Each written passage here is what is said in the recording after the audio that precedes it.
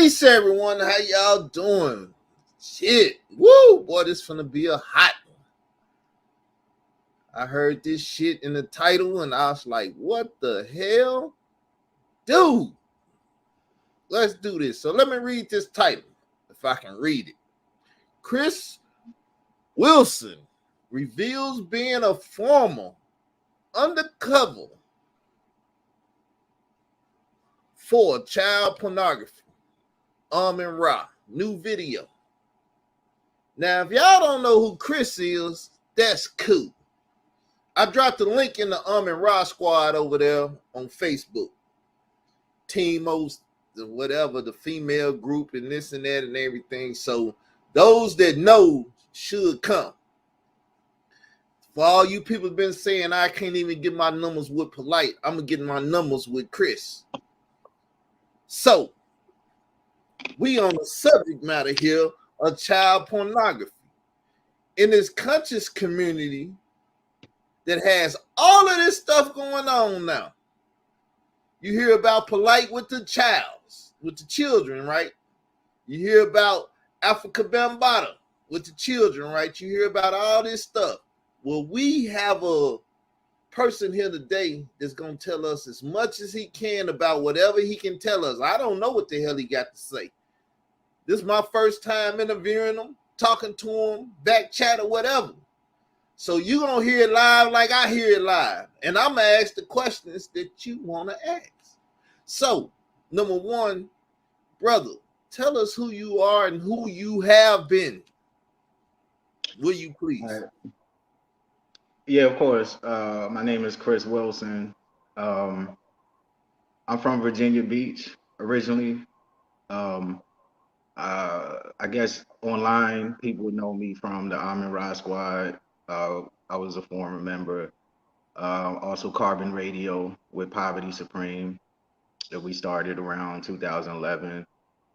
I worked as a private investigator in the state of Virginia. I also worked undercover for a federal agency dealing with child pornography and things like that on the internet, mainly dealing with child pornography. Okay, so tell us how all this came about, because I've known you for a little bit, but I didn't know this shit. So tell me how this came about. I'll be getting together, but I want to apologize to everybody out there because this is really emotional for me, man. And I don't think anybody ever came out like this to talk about it, but I'm gonna start at the beginning.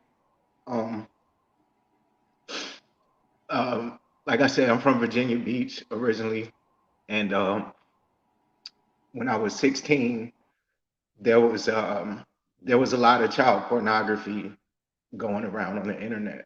You know, at the time when you had these peer-to-peer file sharing networks like LimeWire and Morpheus, and somehow, some way, I got tied into that, and people found out about it, and I was going to do some time because I was in possession of child pornography. So I had to basically make a deal to where I would work undercover to catch other child pornographers. And that, I didn't know how long that would last, but it lasted for 17 years.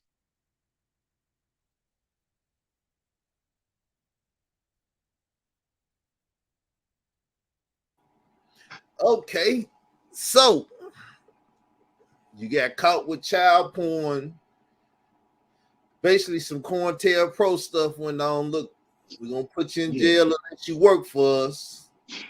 Oh yeah, I was counterintelligence, but I was counterintelligence in the industry dealing with child pornography. And it started when I was 16. Okay, now what time frame did you come into the conscious community, and why did you, in this new profession that you took on, come into the conscious community? Oh well, originally I was a member of the Zulu Nation since I was 3 years old. I was made, um, one of their um, people, in the Bronx, and I also been a part of like different conscious groups and things growing up. But I guess online, I got introduced to the conscious community through it was a guy from England named Poverty Supreme, and we started a podcast on Blog Talk called Carbon Radio, which is also where one of the people that we picked up later was Oh God, who's also now under what is it, hip hop underground, or Undercover hip hop, yeah. yeah, he started with us too. He came later on. Then when he came, then that's when I moved to Almond Rock Squad, and other people shifted around, and then Solar Mind came in, and different things. So like, yeah, early on we were involved like in the blogging and things like that. Definitely. Okay, well, let me throw my disclaimer out there because I don't know none of this, and whatever he say is on him. Oh, you It's can on- ask any question, and I'll take questions from anybody, and you can ask any question. we gonna do that, but I'm just throwing my disclaimer out there because I done had a FBI informant come on here and drop that he's the FBI informant. So it's pretty much known who and what you are in the title. So the people coming over here, they want to hear what's going on and how this happened. So, okay, you hooked up with Poverty Supreme, brother, good God Allah, his name he go by now. Then O God came in and some shifting went on, and you ended up in the Army Rock Squad now. Now, why did you end up in the Army Rock Squad? How did you get recruited? And then why did you pick that task? Ended up in the conscious community. What's up with this? Is it child pornography in the conscious community? Yeah, we'll get to that. We'll get to that. But I the have to I'm ask. Get to there. I just have to ask, brother, because I'm oh yeah, we'll get there. But Almond Rod Squad. Well, I like Ismail Bay. I always thought he was a cool sit out dude. this, man. Yeah. And we had a little issue back then, but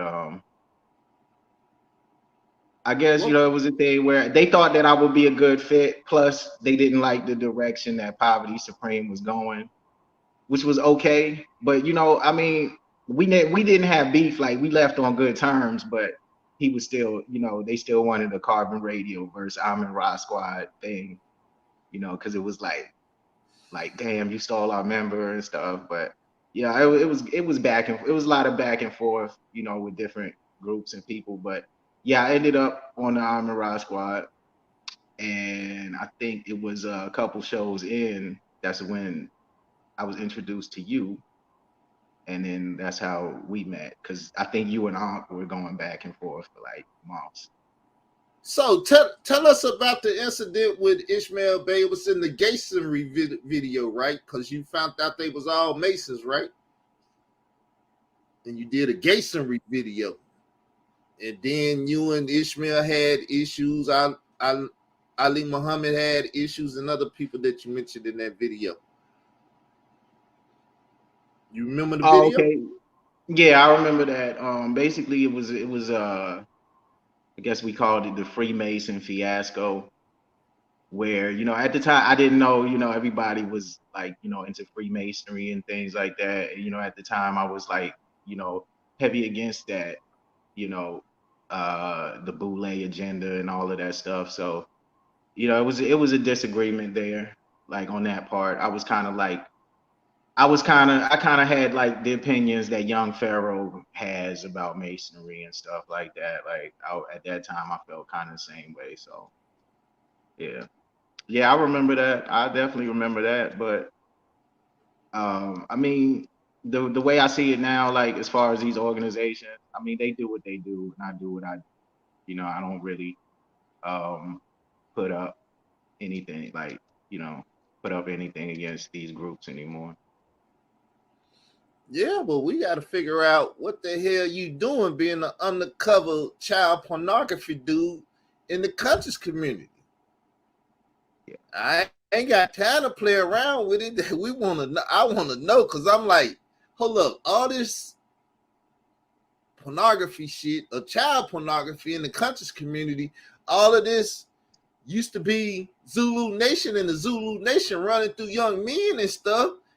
Oh look, you have to have some type of insight on this shit that no one else has.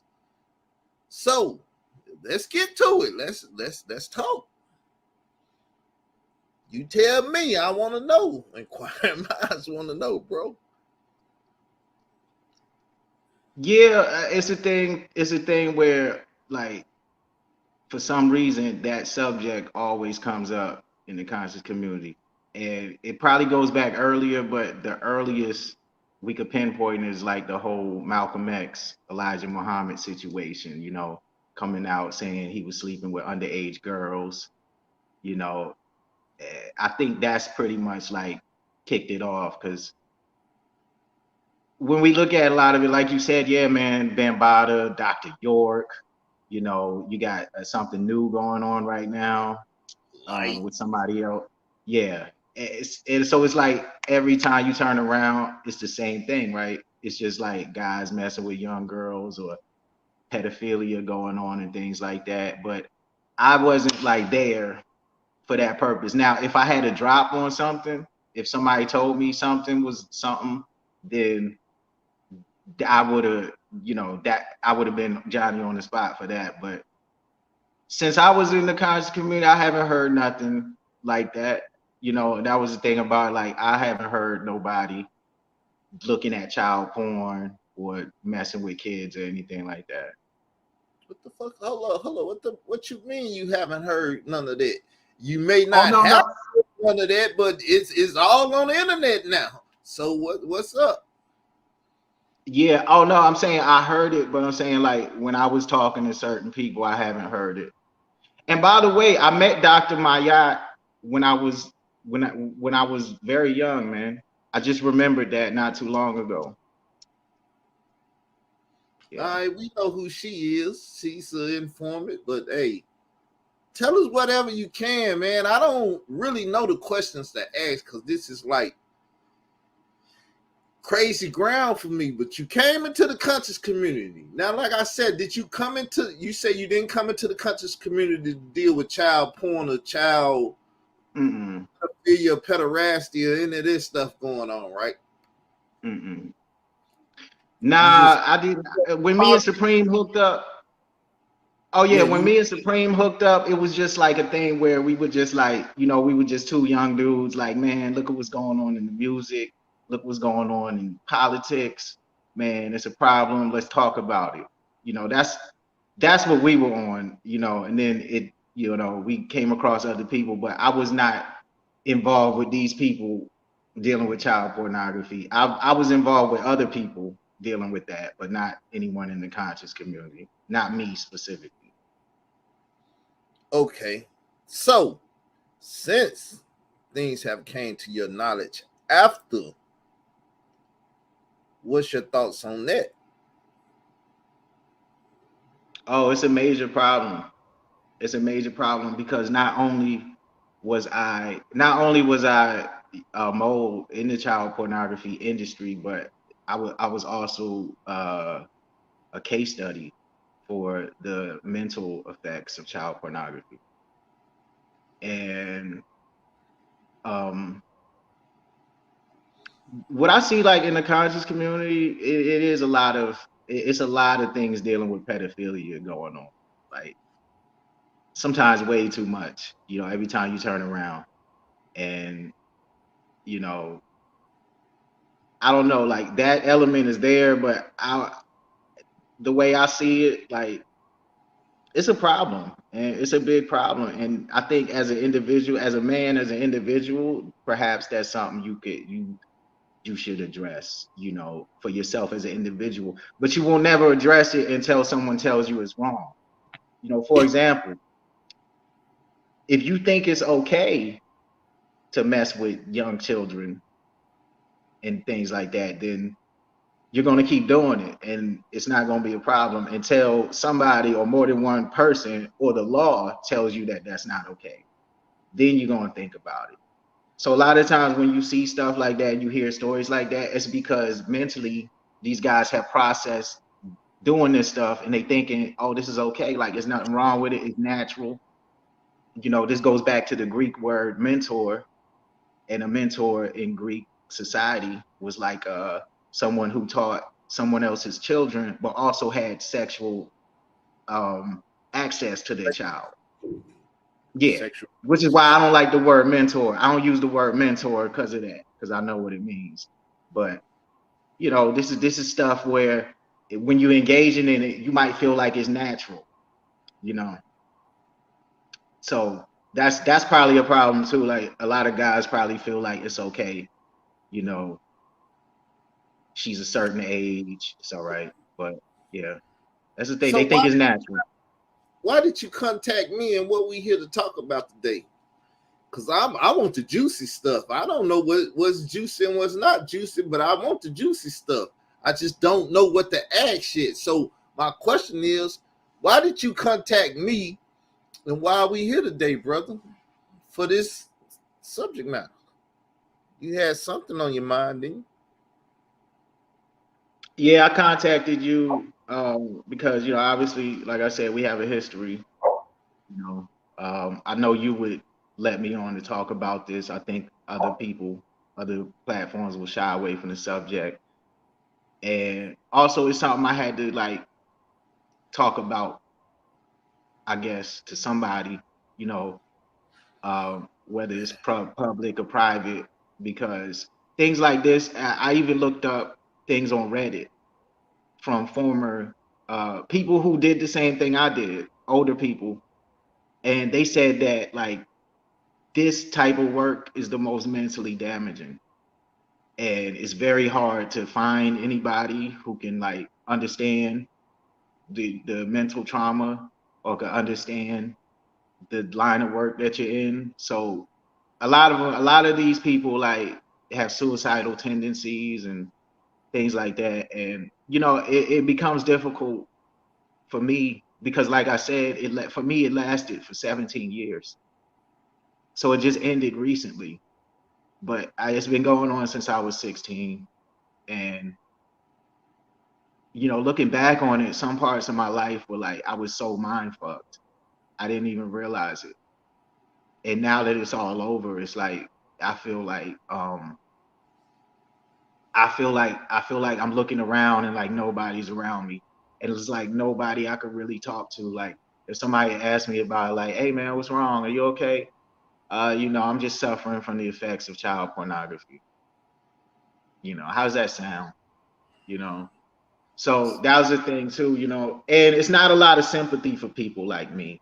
I'm not looking for sympathy, because that's another thing I learned from a lot of people that were in doing the same thing I was in the same field, that a lot of people look at us as like, oh, you really didn't do anything, you were watching child porn, you were talking to child pornographers. But what I can say, in my 17 years, I took down two child pornographers, and one of them I took down was very popular on the dark web. And he had a website that was very popular, and he was also an underage sex trafficker.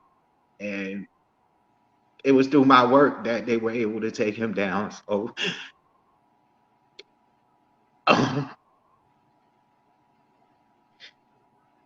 What's the emotion about, bro?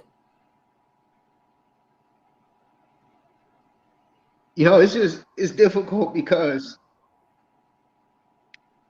a lot of people don't understand how serious this topic is.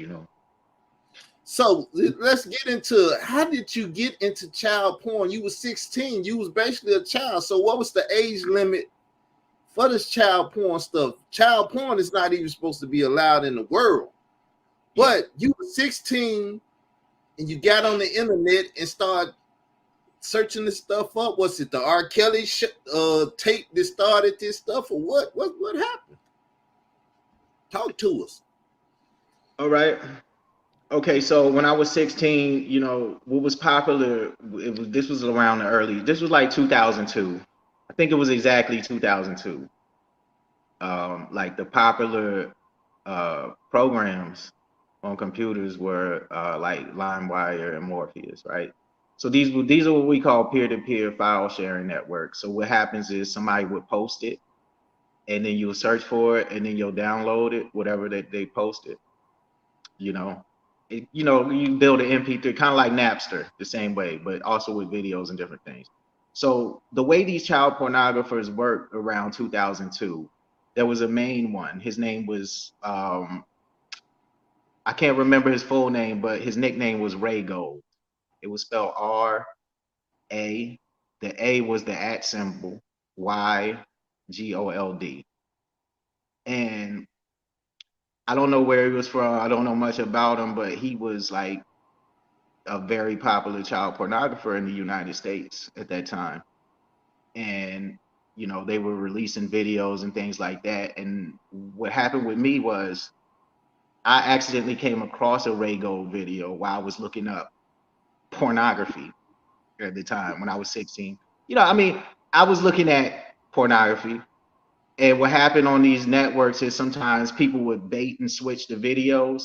So like you'll think you're watching something and then something else comes on and you're like, what the fuck is this? So that's what happened with me. Now, I was caught with it on the computer. Okay, so I was taken in by the FBI, and I was it's more to the story, but there's also somebody else involved in the story. There's a lot of different people involved in the story, but basically I was the one who they said that, you know, they weren't going to lock me up or anything, but they were going to use me to take other people down. So they told me pretty much they wanted me to keep doing it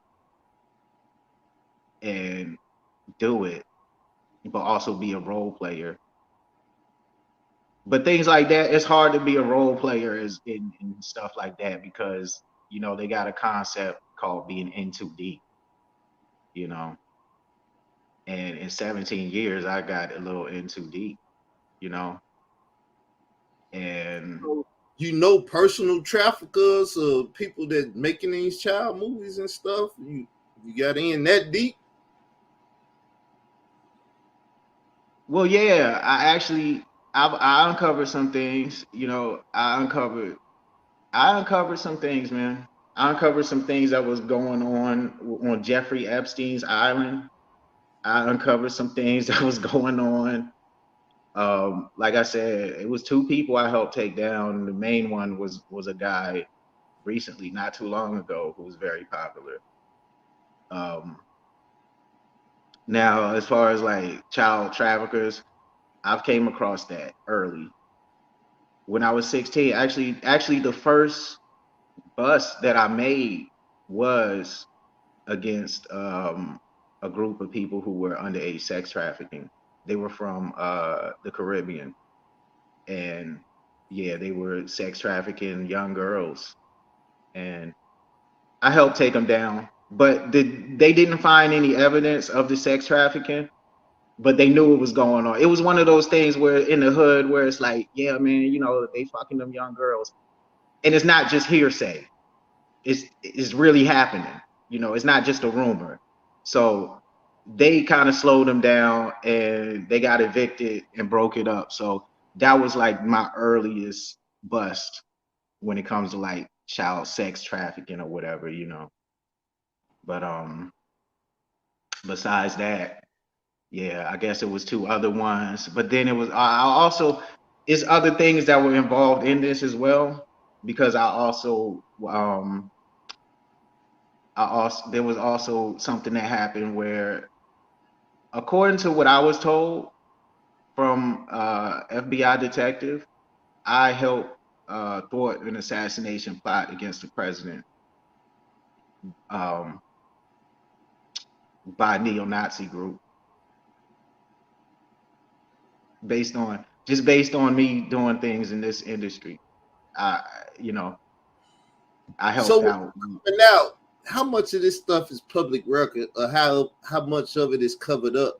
Because you're telling the world that you used to be in this life, you used to do this stuff, you used to mess with these people and stuff. How much of this is public record, and how much of this is scratched out record? Well, the thing is, when you're involved in things like this, what you have to do is you have to sign what they call a non-disclosure agreement. So what that means is, if for the last 17 years, if you asked me about child pornography, I was supposed to act like I didn't know what you were talking about, you know, because I can't disclose it. Um, so yeah, that's how it works pretty much. Like, now, is it public record?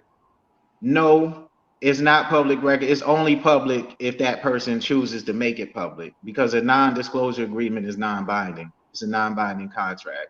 So being that it's a non-binding contract, I can disclose it, but my disclosure will be based on a penalty, will carry a penalty. So if I disclose that I was working undercover in the child pornography industry, then Well, they could penalize me. you done Huh? that. I read it. That's the title of the show. So you done that. So tell us about it. Oh yeah, I mean, because I was discharged recently. Yeah, I got my discharge, and I was made an honorary Mason. And Hold the hold the f up right quick. You said you didn't like the masonry or the masonry stuff, and now you're an honorary one. What's going on? Talk to yeah, us. I mean, the reason for that is because of the work I did for so long, and I guess they felt like they had to like put me in something, for what I did. So I didn't have to do like a ceremony or whatever. And they just made me one. Mm. So you accepted all that, or you got the hell out of it? You was discharged from that too, huh? I mean, I accepted it because it's not something you could refuse. Like, it's just something where it's like, this is what you are. Okay, all right. But yeah, I was discharged. I was discharged based on yeah, they said I was in too deep. I couldn't handle it mentally. I was falling off. Um, I had to recover mentally a lot, and plus they were tired of me, what they called it, hopscotching or state skipping, because every time they turned around, I was in another place. Oh, I've been all over the country in the last 17 years. I've been all different states, all over, man.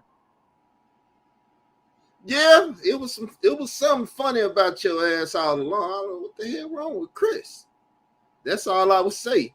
You was cool Yeah, with so me. now what it is now, they want me to stay in one spot. They said, man, look, stay in one spot and don't move. And they let me come out and do this interview because number one, they understand how hard it is for somebody in this field. And number two, I'm they said a black person in this industry is very rare. So actually this would be I'm like the first black person to come out publicly and say that I was involved in this. So for me this is historic. For a lot of people this is very historic. But yeah, it just started taking its toll mentally, and a lot of things, and you know it became something to where it was like what they call it, normalizing. So it becomes something to where it's like pedophilic thoughts are normalized, you know, even though you don't act on them, you'll have those thoughts, and these thoughts will become normalized, but not even just through what you're doing in the child porn industry, what you're also doing, like what you're also seeing, like with the R. Kelly. thing, and you had the Epstein, you had the Harvey Weinstein, and you had all of this stuff happening back to back. You know, everything's just about underage, this and this and this.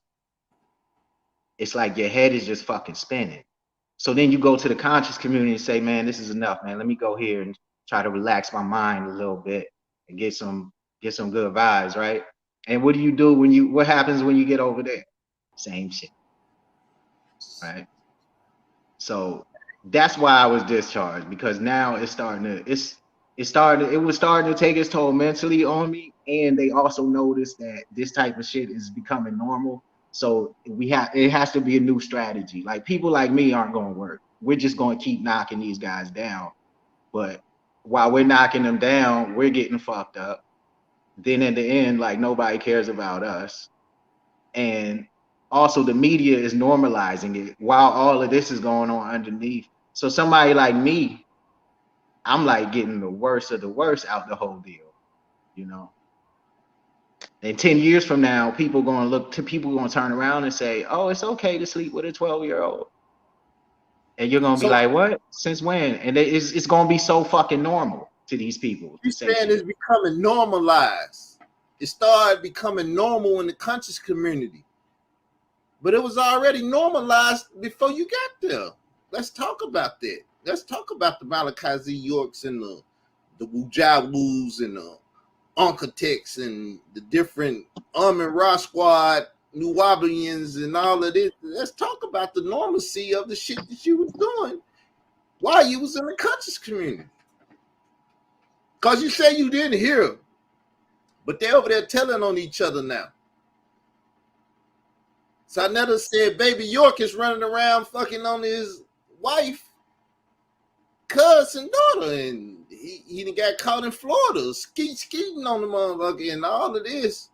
Yeah. And you got Bambaataa and everybody in the conscious community was dealing with the conscious hip hop dude, or should we call him the and Ra dude? And you used to be a part of the and Ra squad and all of this, and coming out in the first gay hip hop family interview, and hey man, let's talk about this shit. Let's talk about it. All right, we'll talk about it. When I was 3 years old, it was a Haitian Bokor from the Bronx, New York, who put me down with the Zulu Nation. Also around that time, what also happened, I did have an encounter with Dr. York at one time. You know, when I was very young at that time. I was like around 3. I didn't know, once again, I didn't know all this shit was going on. But when I was in the Bronx, I wasn't far from where the African Bambaataa thing was going on. But I ended up, I wasn't there long. I moved from the Bronx when I was like around 5, and I was there off and on throughout the years, but I don't know much about that. I'm more from Virginia. Um, I know New Orleans. I know New Orleans from Newport News and Hampton, Virginia, where I live. And I knew one guy who was like really deep into it, and he had all the books, and he was there on the property and stuff like that. And according to him, he never saw anything. He didn't think anything was going on, but he did say that when they were in Brooklyn, there was a situation where he was taking people's wives and girlfriends and stuff, and sleeping with them. They had to agree on it. But he said he didn't see anything as far as children wise. But one thing I could definitely say is, it's something that definitely goes on in a lot of our families. It's not really something a lot of people want to talk about. But even then, even like even like hypersexuality in that field is normalized. To the point where you can get all of these women, but you still trying to fuck with a 14-year-old. When you got some grown women, some good-looking grown women around you, and you still going for the young girl, man. Like, that's a problem. Hypersexual. Yeah, you can't say F the young girl, but it's like the young girl. These niggas sleeping with the young boys. So what you have to say about that? I mean, did you find the same gender child porn stuff going on when you was dealing with the industry? I never seen anything like that. Um, but I've seen some mentally traumatizing shit. I've seen some shit. A lot of it happens in they film a lot of child pornography in Europe, in Germany, in Thailand, in the Philippines. Um, it- a lot of it comes from Europe also because a lot of Europeans use the dark web and onion browsers. Um, in some of these Asian countries, you see it a lot because some of it is unregulated. You know, Thailand has it's something about Thailand that's popular in that industry because people know that Thailand is like a place where they have like underage sex brothels and shit like that. So a lot of that child pornography comes from European countries and Asian countries. As far as in the United States, when I believe when Rago was taken down, who was like the top child pornographer in the US, that pretty much tightened it up for a lot of people in the US when it comes to child pornography. Now, where I came in that aspect, I would like Google things and see what you would find. You see what I'm saying? Because people will still try to find ways to circumvent all of the stuff that they stop. So somebody like me will be used to try to see like what I can find, you know. And if somebody could show me something, hey man, where can I find this, man? Oh, that's what you into? Yeah, okay. Oh, that's where it is? Okay. Now we go from there. You see? But yeah, that's What where a lot of it comes from. Not so much in the US anymore. what type of things did you have to look for? Like Bam sleeping with her son, or what the hell did you look for when you asked somebody to find out the new leads and things of that nature? Because I believe it's somebody out there trying to look for stuff in the conscious community. What's going on? Because these famous YouTubers is being caught doing stuff they don't have no business doing. So what's going on? It's kind of like Playboy in the brothel. Don't nobody know what goes on in the brothel, but they got cameras in there. So when your celebrity in there getting them some or getting got, they got it on camera. They selling it to the Arabs and different people. You'll never see it because you ain't got enough money, but or the dark web. So what was you looking for, bro? I mean, it depends. Like you sometimes you will look for like you know, toddlers or like preteens or incest, you know, just shit that you would think like uh shouldn't be there, but you'll search for it anyway just to see if it will come up. And you'll be surprised. Some of the shit actually comes up. It won't Yeah. surprise me. I'm not looking for it, but it wouldn't surprise me what they got Yeah, out that's what there. I'm saying. You'd be surprised some of this shit actually comes up. But once again, it was also through my work too that they were able to um change some of these algorithms when you search for certain things. So, you know, I mean, I feel like I did a lot in the time that I did in the time that I spent. Some people might look at it as um maybe I wasted a lot of my life, man, you know, and I mean, I feel like it was still some progress made, you know, but I also Yeah. feel like I missed out on a lot of things too. But yeah, go ahead. So what's your mindset on what's going on in the conscious community? Because you left that community because you said it became normalized. I'm in this community and niggas over here doing this stuff. everywhere I turn, somebody's messing with children. So tell us about the accusations against these so-called conscious black people and what they're doing. Because Sarnetta consciously told the community that Polite was dealing with a 14-year-old, his wife, cousin, daughter. So what's up with the normacy that's coming along with these people over here telling Soleiman, like you said, he came along later, but Soleiman supposed to have been touching youngsters. Sarnetta, and what? Talk to us. Have you been keeping up with this stuff, or you said this too much for my brain? I can't F with it. Oh no, I got back into the fold, man, because I wanted to see what was going on. So yeah, I saw everything that you're talking about. I've seen it all. I mean, it's something to it, because it's a progression too. Because a lot of us have been in these situations when we were younger and shit, right? So now, as we get older, it's something to where we might feel like that's okay, or nobody's gonna know about it, and do things. Okay to mess with children? Nobody gonna learn about you messing with the children. Be Yeah, Pacific. yeah, that's the mindset. That's the mindset. Ain't nobody gonna know, and it's okay. And you know, some people years down the road, they look at it and they say, "Damn, I was fucked up." But then you got some guys that never stop. You know, and I look at it like this: if you like 50, 60 years old and you're doing that, then that means you never stop because you didn't just start. It starts usually. It starts when you're young, man.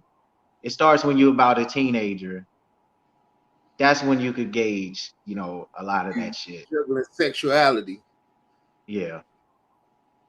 Do I like the older woman, or do I like this my age or something younger? Right. Yep. And guys, it happens all the time, man. Like I said, when I was in high school, it was 16-year-old girls getting picked up by 24-year-old dudes in the car and shit. And I'm like, yo, what the fuck going on? Like, but see, to them that was okay. But nobody would tell that dude, yo, man, like that's messed up, that's wrong. Cause you had other guys over there with him, like, damn, you got this girl, this young girl, so yeah, it's the whole thing. So how do you see this going on in the conscious community though? See, because you have been in the industry taking in people down, and you also been in the conscious community industry for propping up the fake ass debates and this and that and all the other stuff that the Raw Squad used to do. Let's talk conscious community. What's the mindset since you came into all this knowledge? I mean, it's tough to watch. It's tough to watch, but like I said, I definitely I understand the psychology behind it because, like, I think it those was that don't Dr. know the psychology, though, people wondering like, what's up with Polite? But it's been known that Polite run with whores, like them not his wives, them whores that he done paid off to be beside him. Now, Unette, he got pregnant, or that was his wife, but he run with whores. And whores, from my knowledge, as just a youngster here in Parkin, Arkansas, they sell their youth. You can see this in a lot of the crack movies back in the day. When you ain't got no crack, let me have that little girl there. So he run with whores.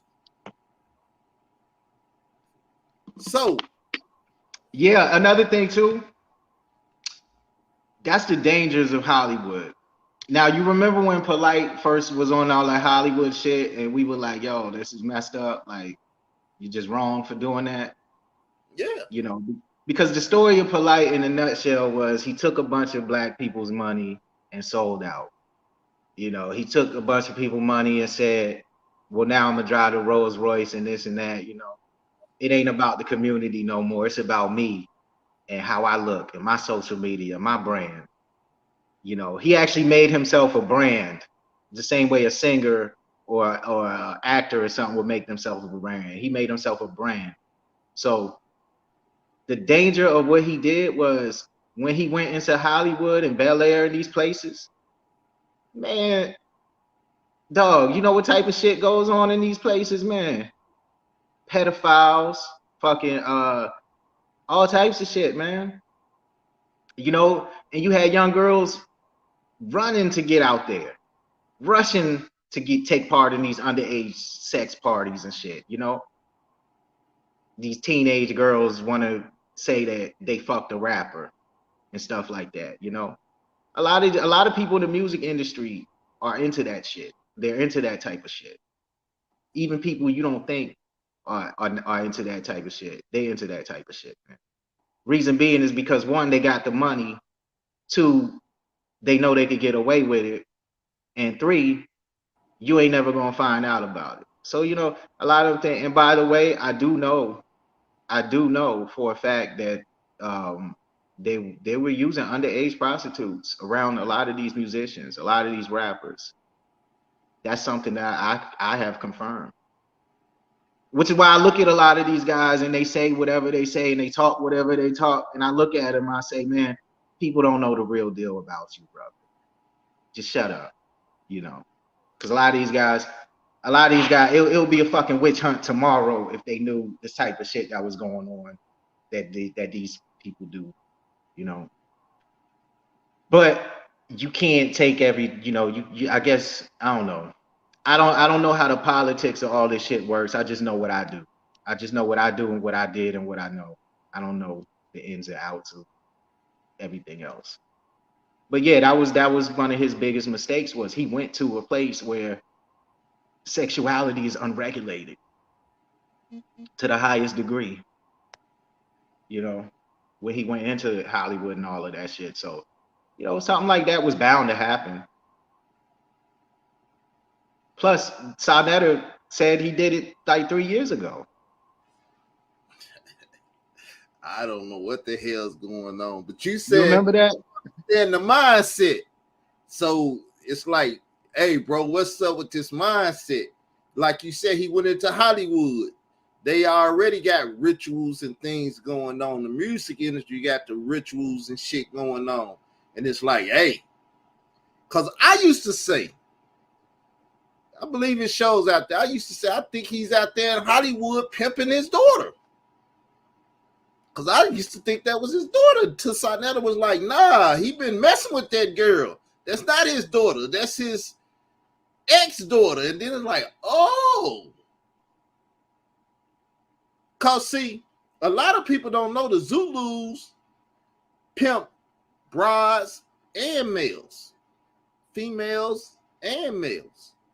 This was brought out by the West Coast arm of the Zulu Nation. So the Zulu Nation in the Zulu warriors probably was trafficking young boys and girls because DJ K. Slay was stated by Khalil with money to be a trafficker. He used to go get the boys for Bambaataa when he used to be a part of that Zulu Nation or whatever. So, man, I done heard a lot of crazy shit. That's why, like you said, hey, yeah, just go to platform, put it out there, bro. I'm willing to hear it because it's a lot of crazy shit going on in this community, in this world right now, and I'm against most of it. That's why I tried to destroy the community. I mean, yeah, it's a lot of sex trafficking going on, that's for sure. You know. Now I've heard Red Pill say that it was trafficking going on down the street somewhere. They was on 125th, and he was like, yeah, it's right over there on such and such. I don't know what he said, and I wasn't cutting it out and putting it out there for the community. Like, this guy knows what a sex trafficking happening at right down the street, but he won't call the feds and say, man, they trafficking minors around the street, you know. but yeah, that's the thing, like, and things like this happen. And like I said, when it happened, like I said, my first major bust, well, my first bust period was somebody.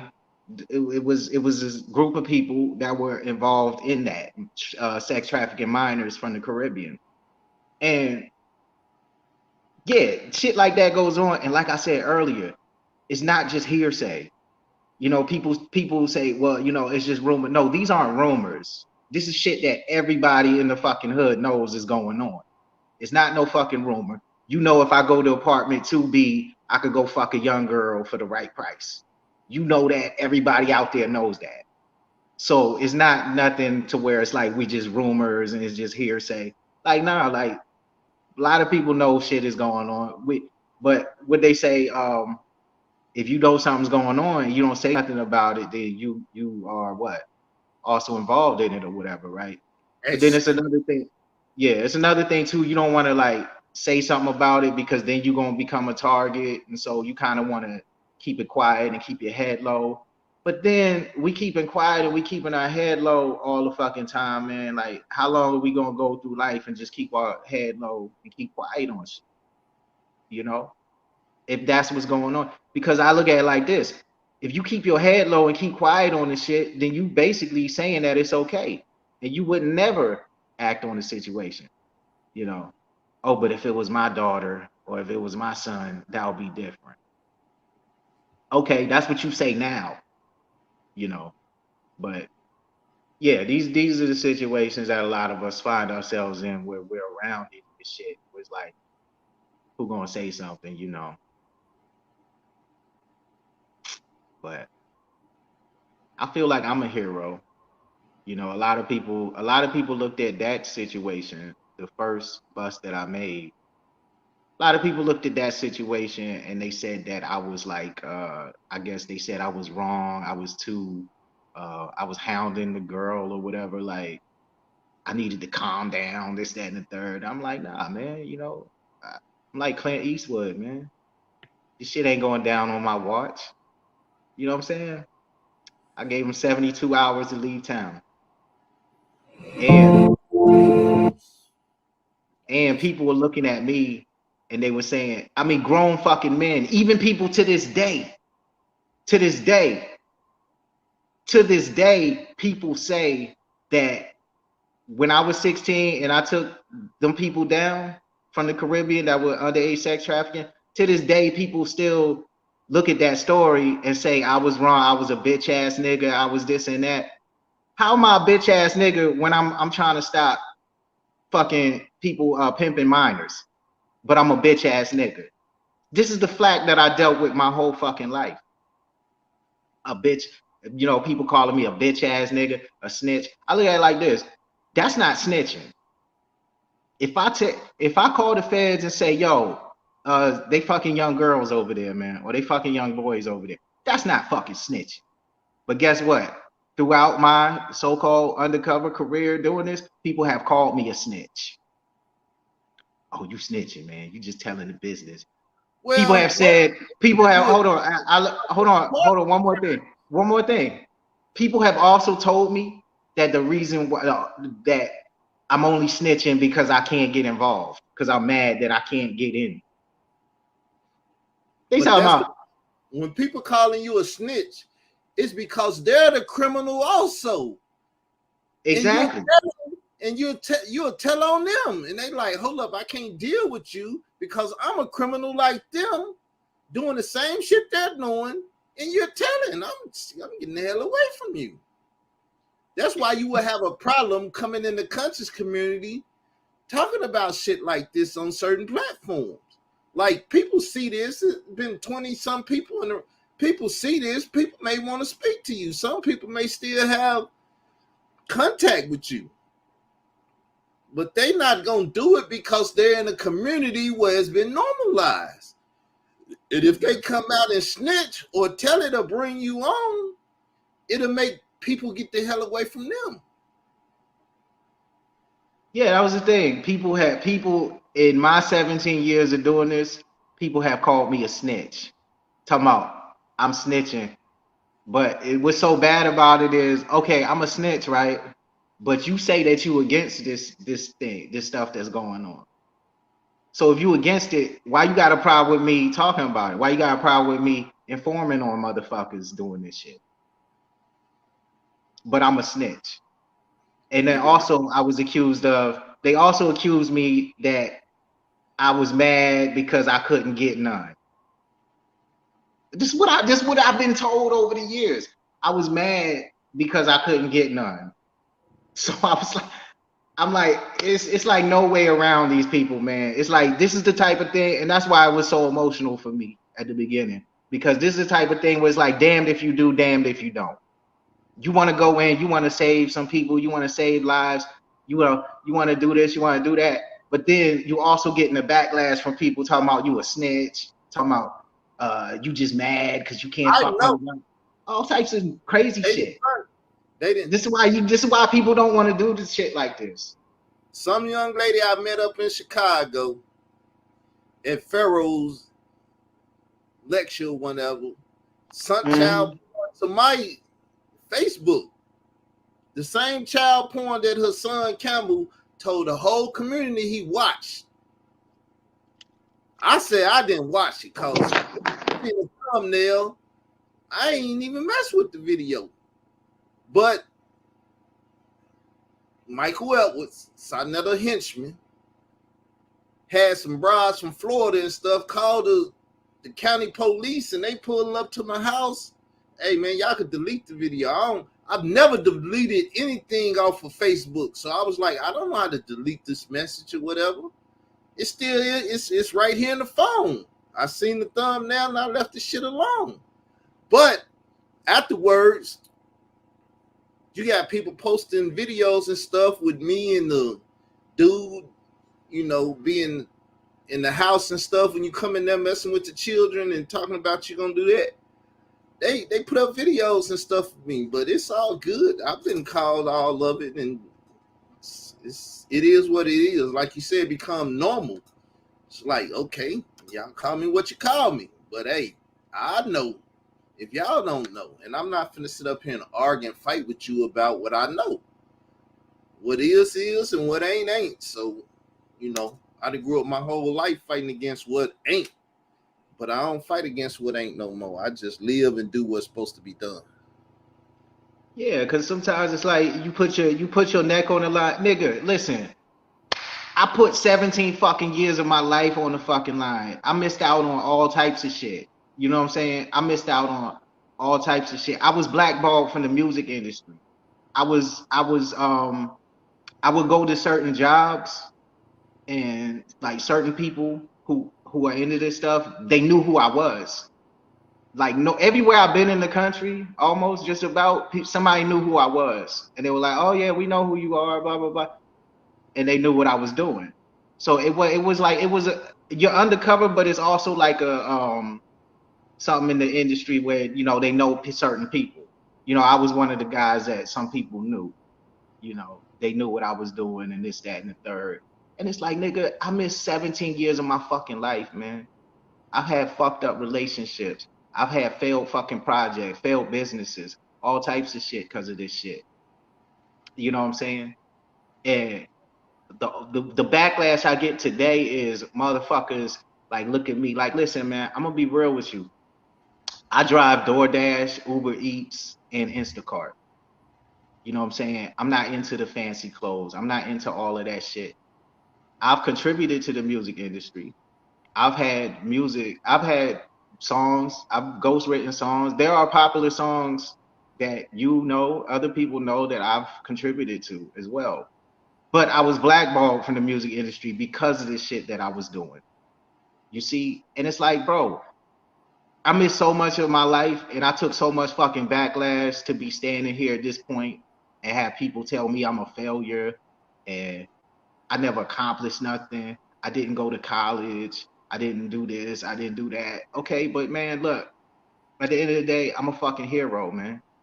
I did a lot of good shit, So to everybody who says I'm a snitch, I'm a failure, I missed out on life, I did all of this. Listen, man, I did a lot of good shit. And I'm not letting nobody sit out there and say all that shit about me, you know. Because at the end of the day, they called me a snitch, but then they also want me to come on here and talk about subjects like this. So yeah, man, it's tough. And once again, I missed 17 years of my fucking life fucking around. And no, that's not time you could get back. However, because of what I did, the merit, I feel like the merit and the positivity that came out of what I did, I feel like it's gonna roll me over into the rest of my life, you know. So no, I'm not a failure. I'm not a snitch. I was working undercover. And yeah, you look at me now, you might think like, yeah, you didn't really accomplish nothing. You didn't really do nothing. I accomplished a lot. Like I said, it was through my work in this industry that I helped foil an assassination attempt against the president from a neo-Nazi group that's based in Gloucester, Virginia. So to the people out there, you know, who look at me and you got the worst of the worst to say about me, listen, man, like slide the fuck off of me. Okay, slide the fuck off of me. I've been through a lot mentally in the last 17 years. I've done a lot, you know. I've done a lot for this country, you know, for our people. You know what I'm saying? To be broken down and to be used like this. And these people who say this shit to me, I never fucking stepped to them incorrectly. I never came at them no type of bad way, you know. But for them, it's not necessarily they're trying to get me because what I did working in this industry. They're more trying to get me because I'm not what they want me to be. You know, I'm not a college graduate. I'm not a fucking rapper. I'm not this and that. I'm not a ball player. I'm a nigga who was doing what the fuck I was doing, and I've had some successes. Now get the fuck away from me. You know, that's how I feel. Don't tell me I'm no fucking snitch and this and that. Because if you knew about it, you wouldn't say nothing. But you would call me a snitch. That's just my little rant, man. I'm sorry, man. Like I said, It's it's all been good. tough. You need to talk It's about it. It's been here. We've been here an hour, so I don't know how much more I can take it is because I don't know what to ask. But if you need to rant, the floor is yours. Rant, do what you got to do. But I don't know what to say. It's surprising that you in this shit or was in this shit, and that's all I know how to say. You man, know, it's just something where it's like I had to come out because, you know, number one, they discharged me, you know, and when they did that, when they discharged me, it was like I look back on my whole life and like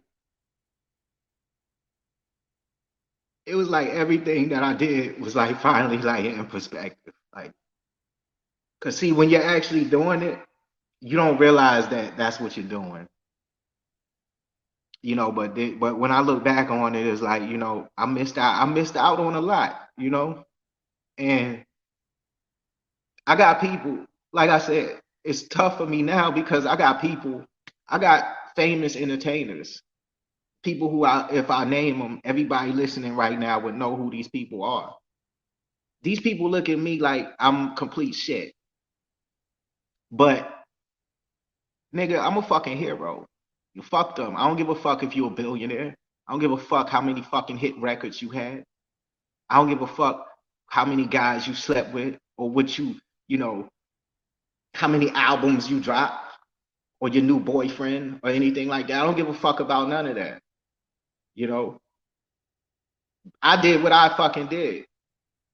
And I'm a stand on, I'm a fucking hero, man. I got a lot, like I said, I got a lot of shit that I accomplished to be having these know nothing fucking celebrity brain hacks and these other fucking nobodies, these groupies out there telling me what I am, you know, I'm not shit and this and that, man. Fuck hey, off. I'm gonna Because say what I gotta say, like I said, and what I gotta say to these entertainers, these women, these entertainers, I'm talking about one in specific.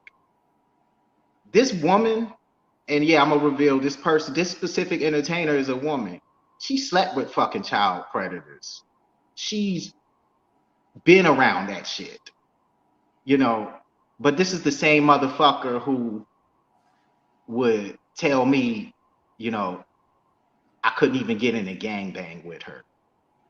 Bitch, first off, I don't want to be in no fucking gangbang with you. Number one. And number two, bitch, I've done a lot in my fucking life. And we the same fucking age. We both 33 years old. But you know what? What I've done compared to what you done in 33 years, I've done some deep shit. I wasn't on stage being no fucking coon and being no fucking minstrel for a bunch of white folks and a bunch of Hispanic and Asian folks who ultimately don't give a damn about black people as long as you up there dancing and fucking singing. So yeah, my message to the specific musician who has something to say about what I did, fuck you. You know, fuck you. Cause we do this every day, and we got people working and doing this every day. We ain't no fucking coons and minstrels, man. Slide the fuck away from us. And then to these other people out there calling me a snitch,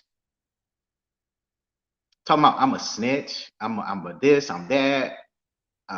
Your clothes, look at your shoes, look at your hair, look at this, that. You got everything to say about my appearance. Oh yeah, but what about this situation? That you got so much shit to say about me that you don't like. But the thing about that is, if you don't like me and if you don't have all this shit to say, why are you still on me? Why are you still around me? Why are you still associated with me? Oh, because you feel like because of what I did working in this industry, somehow I'm a pedophile and blah, blah, blah, blah. No, that's not what it is. It's because you feel like you want to target me because, I don't know, for some reason, like I said, even me being in this industry and doing this, people will still target you. Even if you're a good guy, you'll still get targeted. And that's why a lot of people don't want to do this shit. A lot of people don't. People don't want to do this shit. And it's a thankless task. And at the end of the day, I'm gonna be real with you. If I could do this shit again, all over again, I wouldn't do it. I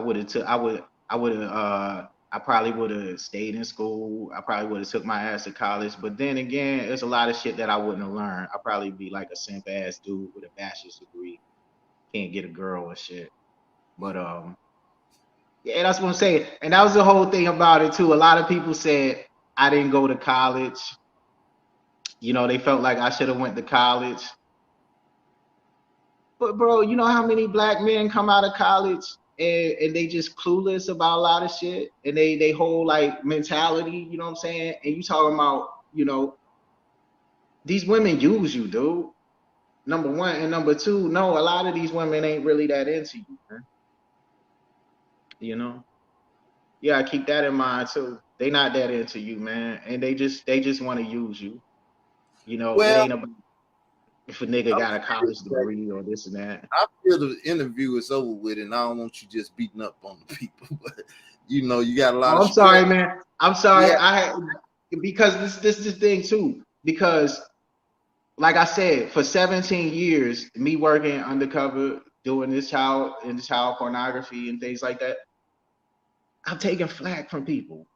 I've taken heavy fucking flack from, like I said, musicians, billionaire musicians. These people are fucking billionaires, and I'm taking flack from them. I'm taking flack from regular people on the streets. They'll still feel like, and at the same time, I'm dealing with a lot of emotions from the shit that I've been through, and I'm trying to process it all. I'm trying to process 17 fucking years since February. I've been trying to process 17 years of my life. Don't play and Tupac, fuck the world, and think about it and say, fuck the world, man. Fuck these people, man. That's the mentality you have to take. I don't listen to Pac that much, but when I need that motivation to say, fuck these people, I turn it on and say, fuck the world, man. I mean, that's eventually you have to do that, because if you think about it too much, fuck around, put a gun to your mouth. You know what I'm saying? I know people that done blew their heads off. The shit ain't cool. But some people can't take it. I was like, I ain't killing myself no matter what you do. So do what you do. I'm just gonna say fuck you. So just say fuck it, man. Once you say fuck it and don't think about it, which probably is hard, but that shit gone, man. That's how I get through life. Fuck that shit, and I move on to the next thing, man. Yeah, it's just hard for me to say fuck it now, man. I got people doing voodoo spells on me. I got people sending me all types of witchcraft and shit. Bro, since I say like since the beginning of this year, I've been under heavy witchcraft attacks. I've been under heavy voodoo attacks from people, you know, and it's unjustified. At the end of the day, it's unjustified, you know, and I'm recording all it, everybody recording. It's all unjustified based on the dynamics and the facts of the situation. But like I said, I'm going through a lot, bro. I'm trying to process this shit at the same time. I'm trying to ward off all these fucking spells and shit people sending at me, you know. Then at the same time, I'm trying to make money. You know, I got bitches talking about I'm not making enough. I'm not working hard enough. I ain't do, you know, it's a lot of different shit that I'm dealing with. And I just wanted to put this story out and let people know that if you are involved in child pornography, you may come across somebody like me in the future who you think is cool and who you think is into that shit. And they might really be there just to flip on you. And number two, a lot of people will use like a VPN or something to try to hide their IP address when they're doing things like searching for certain things. I'm gonna warn you right now, it can be turned off. The authorities can turn it off on you. So just because you're using a VPN, don't think that they still can't find you because they can shut it off. So that's that. And like I All right, said, well, let's conclude this interview because, like I said, I don't want you jumping on the people. Some oh of them no, don't. and I apologize, man. Everybody out there, I want everybody to know I want to thank everybody who supported me through this. Um, but I want everybody out there also to know that just because I came out and said like this is what I'm doing, I understand there's still people who will still look at this and still look at me and say you know, it's still fucked up. You know, even though you're a decoy or an informant, it's still fucked up. What you were doing was still fucked up. And you know, that's the hardest part about all of this. And it's like I can't shake these people off. You know, they're gonna troll me and gang stalk me and follow me for the rest of my life and talk about how fucked up of a person I am, even knowing the facts, just for the sake of having somebody to fuck with and say this and that and the third about, you know. But everybody watching, thank you very much. Like everybody who support me, thank you very much. And it's hard. I'm trying to get over it. I know a lot of people in my life didn't know that. Some people did. Some people that I didn't even know knew who I was because of this, because of what I did. So I want to thank Israel Doctrine for giving me this opportunity. Carl Albert is a very good friend of mine. Please like and subscribe his videos. And if anybody wants to contact me, you get in contact with Carl and we'll hook it up. Um, thank you, everybody. You know, and you know the thing about the brother Polite situation, I want to say, you know, I wish him the best, man. You know, I hope he can overcome all of these things and get back to doing what he's doing, even though his name is going to be tarnished. You know, stuff like that is always hard to go through. So I'm gonna throw Brother Polite my support. You know, I know that's kind of controversial, but I'm doing it because you know I don't want to see him go that route. You know, a lot of guys I've seen doing this work over the years, they got in too deep. You know, they went a bad route. So I just don't want to see him go that way. But thank you very much, Carl, man. I appreciate it, man. All right, man. Hopefully this shit helped you out. And like I said, go play fuck the world and get over the shit, man. You know what I'm saying? I know it's probably hard to do, but that's what you got to do. Peace and thanks for coming over and talking to those who cared to listen. All right, brother. Thank you, man. Peace. All right, people. I didn't know what the hell that interview was going to be about. Like I said, I was trying to ask the questions that y'all wanted to say to the people in the chat room that was wilding. Be easy. Be easy. He said, communicate with me and you can talk to him. So unless you someone trying to interview him and stuff, be easy, because you can ask him the same questions you asked in the chat live if you do it right. People don't like buttholes. But I know you're dealing with a situation that may make you a butthole. But it's all good. I'm going to say peace. Thanks for watching. Subscribe, like the video, and put it out there to the people so it can help the community. Peace. I'm out.